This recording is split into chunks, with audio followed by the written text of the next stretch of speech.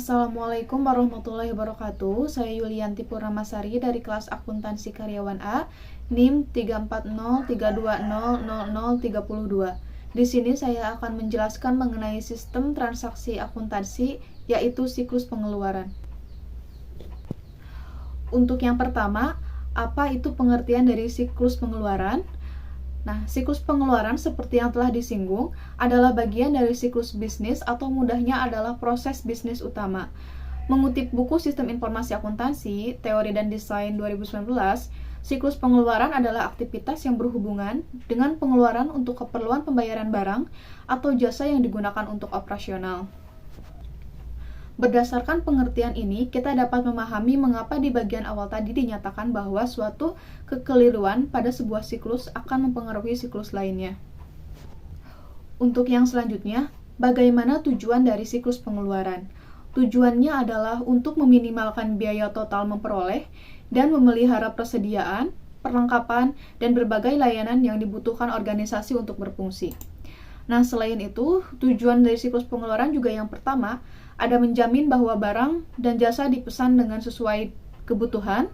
Kedua, menerima barang yang dipesan dan memeriksa kondisi barang tersebut. Ketiga, menyimpan dan mengamankan barang sampai barang tersebut dibutuhkan. Keempat, menentukan bahwa faktur atas barang dan jasa adalah benar. Kelima, mencatat dan mengklasifikasikan pengeluaran dengan tepat dan akurat. Keenam, yaitu posting atas kewajiban dan pengeluaran kas kepada akun pemasok yang tepat pada akun utang usaha dalam buku besar. Ketujuh, menjamin bahwa semua pengeluaran kas berkaitan dengan pembelian telah diotorisasi. Dan yang kedelapan, mencatat dan mengklasifikasikan pengeluaran kas dengan tepat dan akurat. Untuk yang selanjutnya, apa saja sih aktivitas dasar dalam siklus pengeluaran? Yang pertama, yaitu ada pemesanan barang. Di dalamnya terdapat pasokan dan jasa. Nah, untuk pasokan dan jasa ini, metode pengendalian persediaan atau sering disebut kuantitas pemesanan yang ekonomis atau Economic Order Quantity atau EOQ. Pendekatan ini berdasarkan perhitungan ukuran pesanan optimal agar meminimalkan jumlah biaya pesanan, pengiriman, dan penyimpanan. Untuk yang selanjutnya yaitu metode pengendalian persediaan alternatif. Yang pertama ada MRP, Material Requirement Planning, yaitu pendekatan ini menurunkan tingkat persediaan yang dibutuhkan dengan cara menjadwalkan produksi daripada memperhitungkan kebutuhan. Untuk yang kedua ada JIT, Just in Time. Sistem JIT meminimalkan baik biaya pengiriman dan juga penyimpanan. Nah, untuk aktivitas bisnis utama kedua yaitu melibatkan penerimaan dan penyimpanan barang yang dipesan. Keputusan kunci dan kebutuhan informasi dalam ini. Pertama, Departemen Penerimaan mempunyai dua tanggung jawab utama. Yang kesatu yaitu menentukan apakah menerima suatu barang kiriman. Yang kedua, memeriksa kuantitas dan kualitas. Dokumen dan prosedur untuk laporan penerimaan adalah dokumen utama yang digunakan dalam subsistem penerimaan. Dalam siklus pengeluaran, laporan ini mendokumentasikan rinci mengenai setiap kiriman, termasuk tanggal penerimaan, pengiriman, pemasok, dan nomor pesanan pembelian. Nah, bagi setiap barang yang diterima, laporan ini menunjukkan nomor barang, deskripsi, unit ukuran, dan jumlah barang yang diterima. Aktivitas bisnis utama ketiga adalah menyetujui faktur penjualan dari vendor untuk pembayaran. Dalam hal ini, bagian utang usaha menyetujui faktur penjualan untuk dibayar, sementara kasir bertanggung jawab untuk melakukan pembayaran. Nah, dalam hal ini juga terdapat rekening hutang. Tujuan dari rekening hutang adalah untuk mengotorisasi pembayaran hanya untuk barang dan jasa yang dipesan dan sudah diterima. Ada dua cara untuk memproses tagihan dari pemasok. Yang pertama yaitu non-voucher system, yang kedua yaitu voucher system. Untuk yang selanjutnya yaitu kebutuhan informasi. Kegunaan dalam siklus pengeluaran berarti bahwa SIA harus memberikan informasi operasional yang dibutuhkan untuk melakukan fungsi. Nah, berikut yaitu pertama menetapkan kapan dan seberapa banyak tambahan persediaan yang akan dipesan. Kedua, memilih pemasok yang tepat untuk pesanan. Ketiga, memverifikasi akurat faktur dari vendor. Keempat, memutuskan apakah diskon pembelian harus dimanfaatkan. Kelima, mengawasi kebutuhan arus kas untuk membayar kewajiban yang belum diselesaikan. Sebagai tambahan, SIA juga harus memberikan informasi evaluasi strategis dan kinerja, seperti berikut. Yang pertama yaitu efisiensi dan efektivitas bagian pembelian. Kedua, analisis kinerja pemasok, seperti pengiriman tepat waktu dan kualitas. Ketiga, waktu yang digunakan untuk memindahkan barang dari area penerimaan ke produksi. Dan yang terakhir, presentase diskon pembelian yang dimanfaatkan. Nah, untuk yang selanjutnya, dokumen apa saja yang digunakan dalam siklus pengeluaran. Yang pertama itu ada purchase requisition. Keterangannya yaitu mengizinkan bagian rekuisi untuk membuat daftar pembelian barang atau jasa. Dokumen ini hanya diperuntukkan bagian internal dan perusahaan. Yang kedua yaitu ada purchase order. Berguna sebagai bukti pembelian dan juga mengikat kontrak antara perusahaan dengan supplier. Yang ketiga yaitu ada vendor list. Daftar supplier yang sudah disetujui oleh perusahaan yang juga menentukan harga dan supplier. Yang keempat ada purchase invoice, detail dari jumlah barang yang dibeli dan jumlah harga dan kondisi barang. Dokumen ini dipersiapkan oleh supplier. Yang kelima ada good packing slip, dibuat oleh supplier dan biasanya didampingi dengan barang yang sudah dipesan.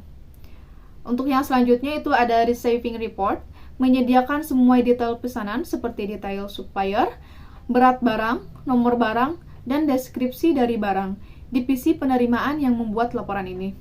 Dan untuk yang terakhir itu ada remittance advice untuk memberi notifikasi kepada supplier untuk barang yang akan dibayarkan. Dokumen ini bisa disiapkan oleh bagian finance atau supplier. Nah, dan untuk yang terakhir, apa saja laporan yang dihasilkan oleh siklus pengeluaran? Yang pertama itu ada laporan kontrol. Laporan ini meringkas perubahan yang dilakukan terhadap sebuah file. Yang kedua itu ada register. Laporan ini berisi daftar transaksi yang dicatat dalam periode waktu tertentu. Dalam sistem manual, register ini sering disebut sebagai jurnal khusus. Dan yang terakhir itu ada laporan khusus. Membantu manajer dalam membuat jadwal pembayaran utang kepada pemasok, mencakup 1. Laporan faktur terbuka, 2. Laporan umum voucher, 3. Laporan kebutuhan kas, dan 4. Laporan status utang. Sekian pembahasan materi mengenai siklus pengeluaran dari saya. Untuk yang selanjutnya untuk materi selanjutnya itu akan dijelaskan oleh Astri Wulandari. Terima kasih. Wassalamualaikum warahmatullahi wabarakatuh. Assalamualaikum warahmatullahi wabarakatuh. Perkenalkan, nama saya Astri Wulandari dari kelas akuntansi karyawan A dengan nomor induk mahasiswa 3403-2036. Di sini saya akan menjelaskan tentang siklus penggajian. Siklus penggajian adalah rangkaian aktivitas bisnis berulang dan operasional pemesanan data terkait yang berhubungan dengan cara yang efektif dalam mengelola pegawai. Prosesan data dalam penggajian biasanya kompleks karena berkaitan dengan pajak penghasilan yang peraturannya sering berubah, sehingga mengakibatkan sistem penggajian memerlukan modifikasi secara berkesinambungan. Sistem penggajian juga dapat digunakan untuk mengalokasikan biaya tenaga kerja ke produk atau departemen untuk menetapkan harga produk. Ada juga tujuan dari siklus penggajian. Yang ke-1, untuk memberi imbalan kepada pegawai yang berprestasi. Yang kedua, untuk memberi daya saing dalam pasar tenaga kerja. Ketiga, untuk mempertahankan pegawai dengan gaji yang layak. Keempat, untuk memberi motivasi kepada pegawai untuk berprestasi. Nah, di sini juga ada 7 aktivitas dasar bisnis pada siklus penggajian. Yang ke-1, perbarui file induk penggajian. Yang kedua, perbaharui tarif dan pemotongan pajak. Ketiga, validasi data, waktu, dan kehadiran. Keempat, mempersiapkan penggajian. Kelima, membayar gaji. Dan keenam, hitung kompensasi dan pajak yang dibayar perusahaan. Ketujuh, keluarkan pajak penghasilan dan pemotongan lain-lain. Pada saat pengendalian pembayaran gaji, ada beberapa hal penting menjadi perhatian. Yang ke-1 ada otorisasi transaksi. Penting dilakukan untuk mengurangi timbulnya penggelapan gaji oleh pihak yang tidak bertanggung jawab dengan mengganti nama pegawai yang tidak aktif. Yang kedua, adanya pembagian tugas. Tetapkan pembagian tugas yang jelas berikut dengan prosedur kerja yang harus dilakukan seseorang. Yang ketiga, supervisi. Tindakan tegas seorang pengawas dapat membuat aturan berjalan dengan tertib. Kelima, catatan akuntansi. Mudah dan jelas dalam melakukan rekam jejak akuntansi. Yang kelima, pengendalian akses. Setiap orang harus memiliki kepentingan yang jelas akan melihat catatan akuntansi.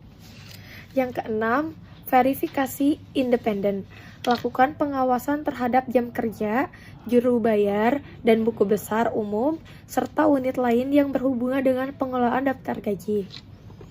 Yang terakhir, ada risiko dan pengendalian dari siklus penggajian. Sistem pengelolaan penggajian bertujuan untuk menerapkan sistem pengendalian yang benar, sehingga dapat tercapai beberapa ketentuan berikut. Yang ke-1, mengotorisasi transaksi penggajian secara tepat dan benar. Kedua, transaksi penggajian yang dicatat menunjukkan validitas yang tinggi.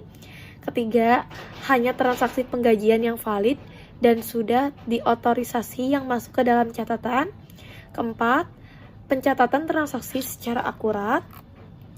Kelima, mengikuti aturan pemerintah tentang peraturan pembebanan pajak kepada pegawai secara benar dan jujur. Keenam, menjaga dari kehilangan aset, baik kas maupun data tentang gaji. Ketujuh, memenuhi unsur-unsur efektivitas dan efisiensi dalam pengelolaan sistem penggajian pegawai. Cukup sekian dari saya. Mohon maaf bila ada kekurangan. Wassalamualaikum warahmatullahi wabarakatuh.